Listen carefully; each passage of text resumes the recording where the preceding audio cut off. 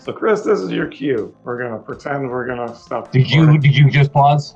Yeah. So we're off air. We can say whatever we want. I don't have anything like really exciting. What we would normally do at this point is have the free-for-all conversation, all the stuff that you were thinking, but you're like, oh, but I'm on camera. What can I say? What can I not say? Right. We found that once we kind of get rolling with the poems and kind of our interpretation and stuff, it's fun. Like if time allows, we'll keep going. Right. Just kind of off the cuff, we'll keep it, we'll put it out, whatever. This doesn't have to be official, but I'm going to take a 2-minute, let's call it my dog's pee break. And if anybody else needs that, we'll be back here. You said you have 45 minutes. We'll imagine that's kind of a worst case cutoff. But I'll be right back. And then Aaron can decide when we initiate fully. We've been doing, actually, we're coming up on a year, Chris. We've been doing these almost a full year. And it's just such a, at least we found, and the people we've talked to, I think, share it, is it's just like it's such a refreshing thing just to, have a conversation like this. It doesn't seem like much maybe on the surface, but once you get into it and then start to look forward to the next one and be able to just focus on having we started this in like the deep, dark part of COVID. Full isolation. We hadn't seen people in a long time. So the idea of doing something like this that wasn't school related, that was a little bit more social, a little bit more open ended. It was, we were like, I don't know how to talk to people anymore. It was a delicious, refreshing break from that. Where are you based out of, Anna? Are you on the West Coast? For most of the pandemic, I was in Seattle. Okay. But as of just a few days ago, I am in New York, which is where I was before the pandemic. Okay. All right. Yeah. How about you two? We're in Buffalo, New York. Okay. So, other side of the state. So we'll keep it rolling for a bit. And the other question I threw out to both of you, and I actually posted it on my Wild Roof Journal Instagram as well. It's from a painfully direct and obvious reason for me asking the question. But the question was, what are your favorite breakup poems? So I do have some responses from our Instagram. I even came across a couple. Chris, I think you even mentioned some. So just that we could talk about the genre of, breakup, even artwork. Obviously, breakup songs are kind of the most cliche in terms of the music genre. But there's plenty of poems to choose from, as it turns out, when we think about that topic and that subject matter. Even if you want to start a little general, like what makes a good breakup poem? Can I start? I actually love this genre. Right. I do. Okay. I think it's very good because it's a good genre to appreciate from a distance. I don't know. You don't want to get too close to it. Not all genres have to be love poetry, right? And love and lovebirds and all that stuff. Sure. That's cool. But it's nice to see also the my heart's broken kind of poem. Actually, I did look up my favorite poem of all times. That happens to be about the mess of love. So I'm going to read. It's a very short poem, and I think it would be very effective if I just read it. Go ahead. People will just kind of like it, hopefully. It's actually an old poem. It's by Noel Coward. It's he's English poet from 1800s to 1973. Okay, so kind of gives you a time bracket of the time this poem is written. And it's called, or the title of it is, I'm No Good at Love. Okay. I'm no good at love. My heart should be wise and free. I killed the unfortunate golden goose, whoever it may be, with over-articulate tenderness and too much intensity. I'm no good at love. I battered out of shape. Suspicion tears at my sleepless mind, and gibbering like an ape. I lie alone in the endless dark, knowing there is no escape. I'm no good at love. When my easy heart I yield, wild words come tumbling from my mouth, which should have stayed concealed. And my jealousy turns a bed of bliss into a battlefield. I'm no good at love. I betray it with little sense, for I feel the misery of the end in the moment it begins. And the bitterness of the last goodbye is the bitterness that wins. I thought it's just effective, wonderful in every shape and form. And I really can I hear the last line or the last two lines one more time? And the bitterness of the last goodbye is the bitterness that wins. That wins. Oh, got it. Brutal. Yeah, but it's that good. Is harsh. Yes, harsh, but good. Yeah. So I thought that was one of the words that comes to me just thinking about this is the rawness of the experience, and how, if that comes through in the poem, like how that would be one kind of check off, I would say, for like a good breakup poem, is that kind of sense of rawness, and it's raw. That's got it. Definitely raw. Anna, go ahead. Well, I don't know. So actually, right before this, I was talking with my friend about our favorite breakup poems, and I was reading a bunch of breakup poems, and I was almost crying. I was reading them, and I was like, okay, I have to get myself together because now I have to go and talk about these poems. So I'm not sure. I think, I don't know, there are many things, and as long as they're done well, it'll be good. So maybe I could just say the titles of a few of my favorites. Sure, go ahead. So, Love After Love by Derek Walcott. It doesn't really have that kind of like raw intensity that you're talking about. It's almost like, months later, years later, however long later, it's about returning to yourself, and what may be a beautiful process that can or will be, but it's not yet. So it's more, I think, like almost numb, sad, but still hopeful. So I love that one. Let's see.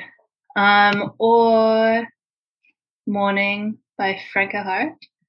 The last line, I think maybe that does have that rawness, but it's just kind of so deeply sad and has the longing, and I think sometimes after a breakup there's a little bit of almost like, I'm fine, like denial, like live my life, I don't need you, like but I think this poem by the end of it really leans into like, no, that's not true. Like, I miss you. I wish it wasn't like this. And it's almost, it's so vulnerable to say that. And it's scary, but by saying it, it doesn't make it better, but at least you've said it. But I think that just the last line of that poem, which is, the last stanza, when you are the only passenger, if there is a place further from me, I beg you, do not go. It's just like, that's the one where I started tearing up, and I was like, okay, I have to stop reading breakup poems now. You'll get, that's the risk, risk reward. So you find one, if you find a good one, it's good enough, then you got to stop. Yeah. So the title was Morning? Yeah, Morning, spelt MORNING, because obviously it would also work the other way. Chris, you had something up your sleeve, yeah. Yeah, well, so yeah, you mentioned music already. So as a erstwhile piano player who makes money sometimes doing kind of like bar music, immediately I was drawn to what was kind of version 1.0 of the breakup lonely song, which is a Frank Sinatra song called One for My Baby. And the rest of the lyric goes, it's one for my baby and one more for the road. So like one more drink for me and then one more drink before I leave. And it's the classic male archetype of a guy with a 1950s hat sitting alone at a bar, talking to a bartender, telling him about his troubles. And if I wanted to shoot that as a movie, I was thinking about creating that as a scene, it'd be kind of cliche. I say, oh, no, I get it. But that song somehow sneaks through the radar and is exactly the sweet spot of you're not feeling sorry for yourself. Of course, you're feeling sorry for yourself, but it's not just that you're feeling sorry for yourself. You're sharing it with someone. Since it's through the form of music, the lyrics would not look great as poems, but because it's music, it actually is elevated. And then I asked myself, okay, what makes a good breakup poem or a good breakup song? It lets you feel bad, but it kind of dignifies or adds a sense of meaning or purpose or a new perspective on that. And of course, it's part of the definition of the blues. The blues should be things where you get to talk about how bad you feel, but you're sharing it, and it's a sense of by articulating it in a way that other people can understand. So if I had to pick one poem, I can't do it without using that song, even though it's not really a poem. It doesn't hold up very well. The lyrics aren't great. There's a line like, it's 2:45. There's nobody in the place but you and me. Okay, I get it. We're alone at a bar. So the lyrics wouldn't hold up as poetry. The gestalt, the whole effect, for me, that's the perfect meal. You say, what's your last meal on death row? But it has to be in the form of the perfect breakup song. That's version 1.0. That's the one I would want to pick. And, in terms of sophisticated poems that actually help you think about relationships or breakups, I would actually go to Edna's St. Vincent Millay. Anybody familiar? So the reason I picked this one is this is also selfish on my part. It's not necessarily the best breakup poem. Like, I relate to it directly, but I like it as a teacher because I like to teach it in the kind of the way that students read it. And I like the message I actually feel within it. So if it's okay, I'm going to go ahead and try to read What Lips My Lips Have Kissed and Where and Why. Aaron, is that okay? I only thought of this as a breakup poem within the last 3 or 4 years, and suddenly I enjoyed it 1,000% more. So here it is. What lips my lips have kissed and where and why I have forgotten, and when arms have lain under my head till morning, but the rain is full of ghosts tonight that tap and sigh upon the glass and listen for reply.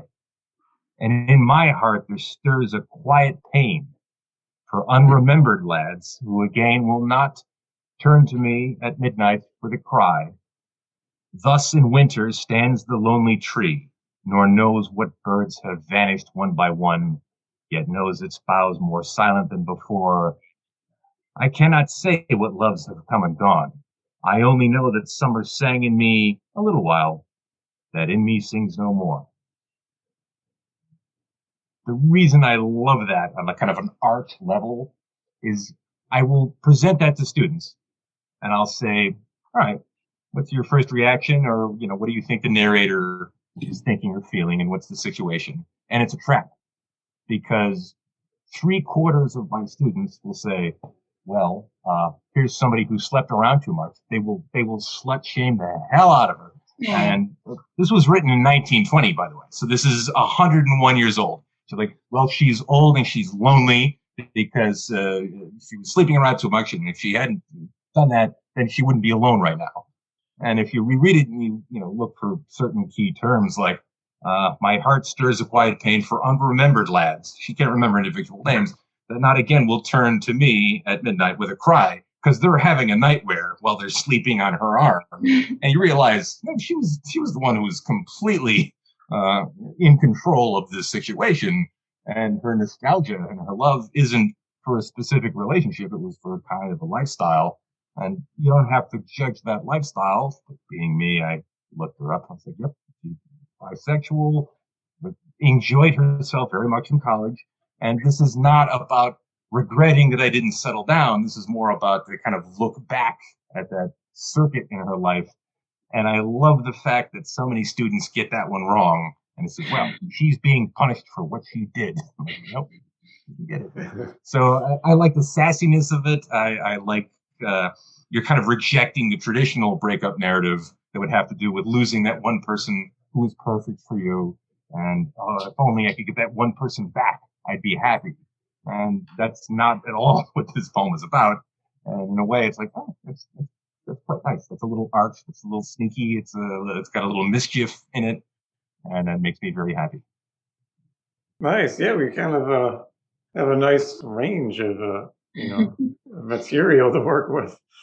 Yeah, that one's interesting. I'll have to look that one up. I wasn't familiar with it until you mentioned it. Because it feels like a breakup poem. It feels like if only the one man who loved me would come back, then I'd be happy. And right. Not that kind of poem. And one that I had in the archives, and I never really I don't even know if I used it in a class, and it's totally, for me, it was kind of one that I wasn't expecting. But there's a Shakespeare sonnet, and I am not the person who is going to be recommending reading Shakespeare, especially sonnets. But Sonnet 150, if you look it up, what was so surprising about it and why I kind of had it filed away was just because, like, it's so vicious. Like usually some of the sonnets are kind of their love sonnets are kind of playing the certain traditional genre. But 150 is a real vicious attack.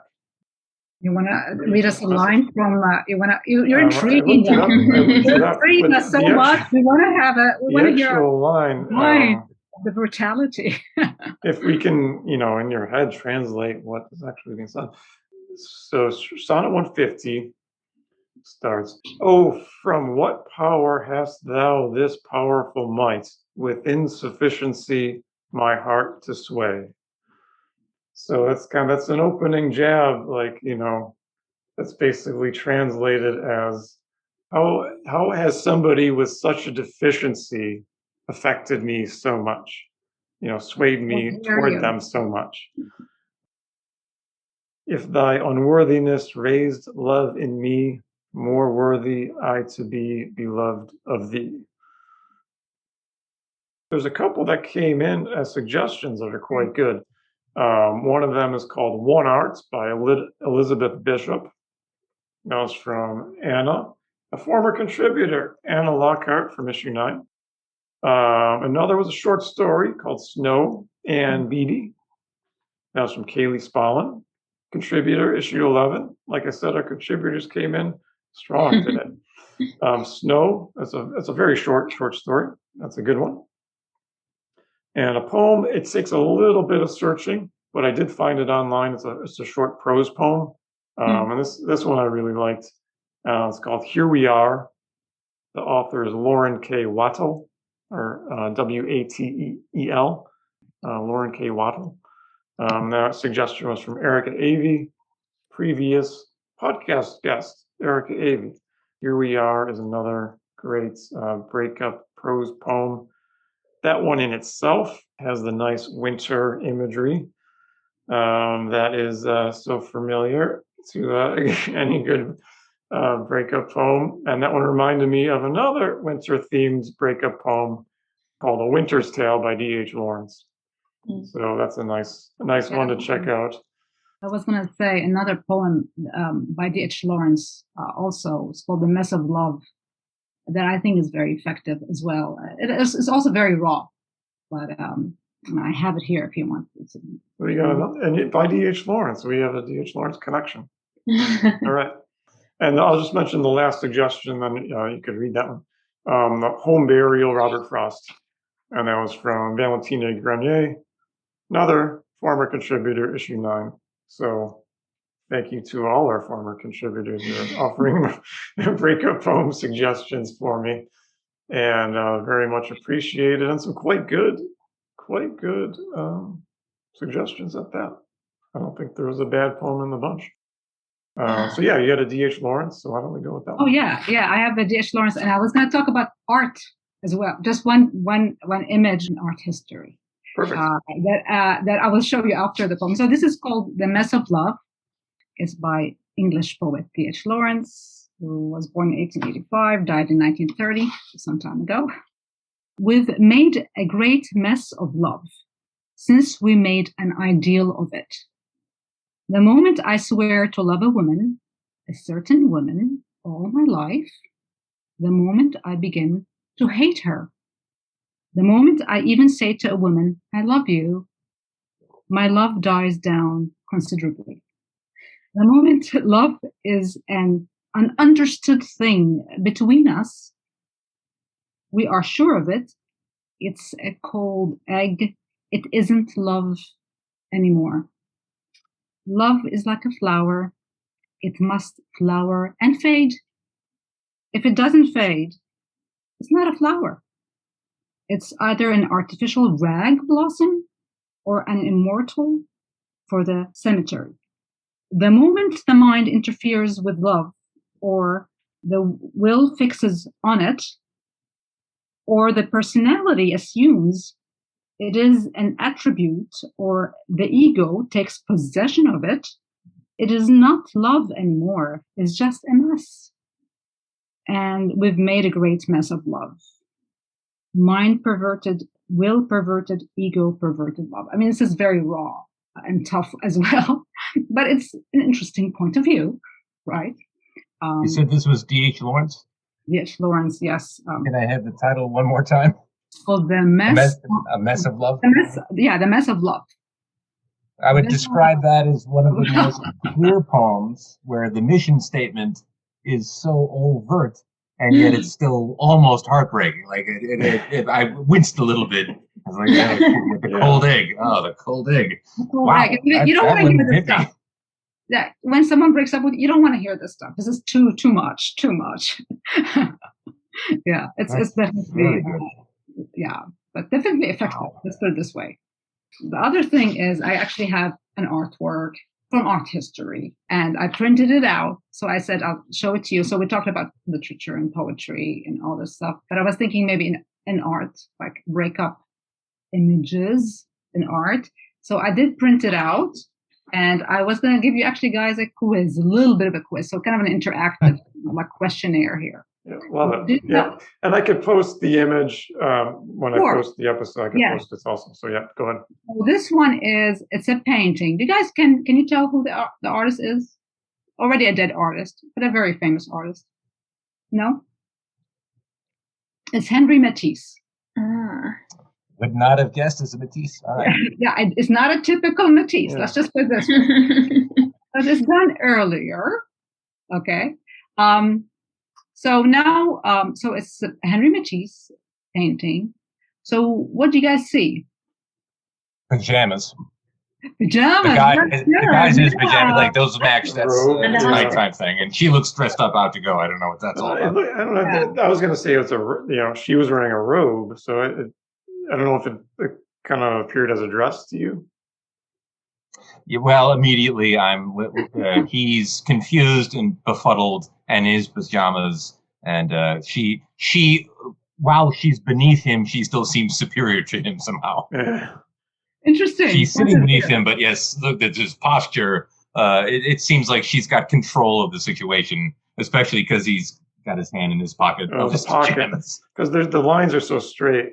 Yeah, because he's so straight up, right? But I saw the line to delineate the shirt from the pants. So no, that's not a suit. I feel like he's not going to do well in the situation. Yeah. So you're getting somewhere, Chris. You're getting somewhere. Very good. So the title of this piece is called "The Conversation." So what kind of conversation do you think they're having? Anna, Aaron. Anna, you need participation points. Yeah, I have a lot to say. I don't know. I feel like that it's. So I'm not getting the same reading of her necessarily. If that even is a woman, I don't know. Gender is weird. I feel like that. Is it a woman? I don't know. I mean, his work is very kind of like it has this naive quality to it, but it's his wife. I think that she looks pretty masculine. I think it's interesting that she's seated because that is a less powerful position. Mm-hmm. And I think the way that her head is tilted up is what are you saying? That's what I'm thinking. I think the way that her head is tilted up is sad, acquiescent, sad. I don't read her in the same powerful way as you two men read her. Well, let me give a counter argument to my own, which is she's how dare you. But either way, it looks like she's still kind of doing something strong. Maybe he's come in with a conversation that's serious. But either way, she's not cowering. She's not. No, she's not cowering. But a defiant thing happening. It's it's possible that he's the wrong party. And she's the wrong very party. Good, very good. Yeah. And they both seem trapped. Seems like someone is going to have to leave. Yeah. Looks very plain on the inside. I have to say, it doesn't look too appealing on the outside either. Well, just also the window is kind of like artificially like between them. The space between the man and the window and the woman and the window is just kind of like, they're kind of too artificially spaced out. So it's an uneasy. It creates a sense of uneasiness. Just the composition of the two figures and the window, plus one seated, one standing. Right. There's a unsettling. Maybe it's element a there. And but as you said, Anna, outside is just kind of like the perspective doesn't quite like look right. It's just it's too flat. It's like a painting. I don't know if you bleep swear words, but the depth of field is fucked. You've been here long enough that you know we're free to say whatever we want. There's no distance plane. Right, yeah. Okay, there's a picture behind a picture. Right. So basically, all of your observations are right on. So this is basically a break-up kind of thing. Like the marriage is over, and they're having a conversation about it. And he decides to make a painting out of it. I think she'll feel good about that. I don't think so. Yeah, you know that this marriage is not. Did he make the painting? Is this like an autobiographical?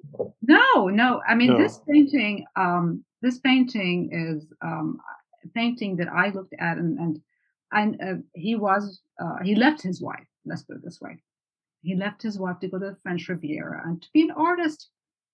So here you see that things are not going very well between them. Visually, at least, we can tell that the psychology here in the piece is not good. He's standing, he's trying to tell her something.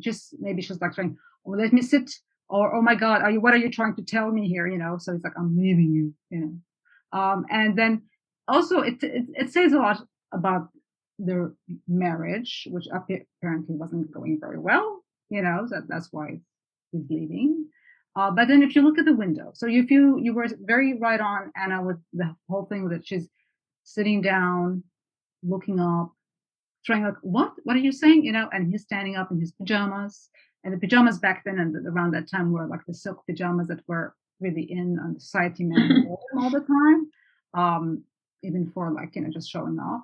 So he's kind of like, so in a way he seems like this figure that's trying to tell her something, but also the sternness of the whole, the stripes, the blue room, which is kind of like a sad color usually.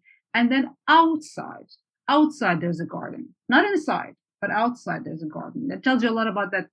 Their relationship is not blooming anymore. It's not blossoming. But maybe if they look outside, or if they go outside of this marriage, it might, they might have a good life. But then also, I don't know if it was intentional or not of Matisse. Maybe it was a subconscious thing, the whole thing, because a lot of artists do a lot of things subconsciously in their artwork without even knowing that their subconscious is telling them something, and it just kind of like comes through them into the artwork. So if you look at the barbed wire not barbed wire, but kind of like the iron here with the nice fencing, if you read that carefully, it's more like people don't really read it, but it says the word non in French, N-O-N, which basically means no, this relationship is not going anywhere.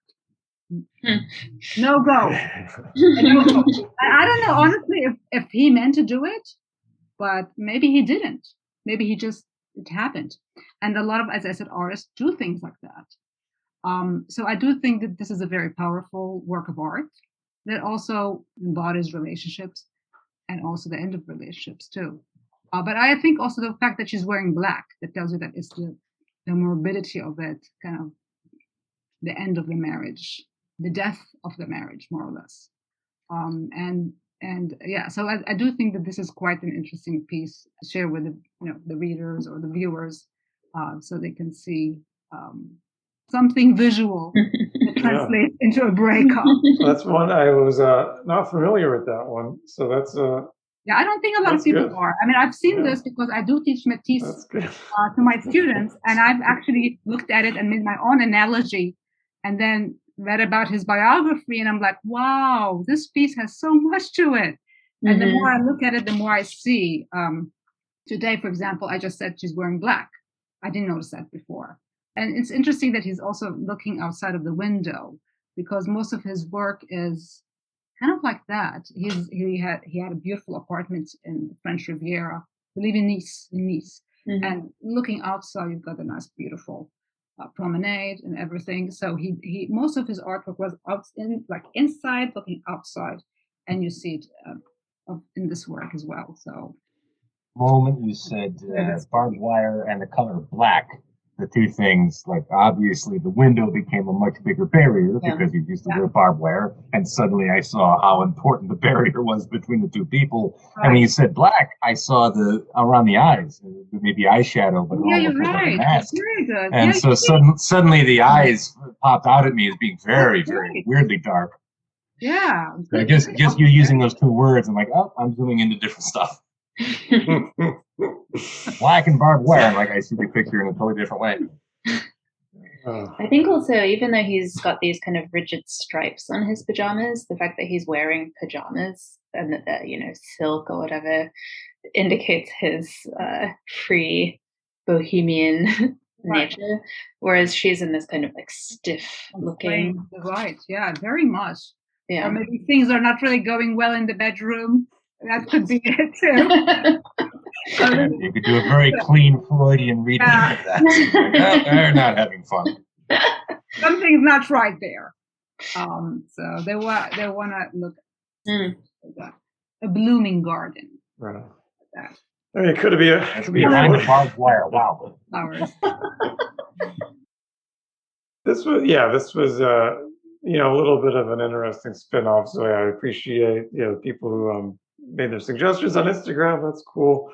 Gave me some good things to look at. Appreciate your suggestions here. That's everything that you suggested between the three of you. I really wasn't familiar with really at all until I kind of looked them up. So that's what we're here for. Are these podcasts in video form yet or no?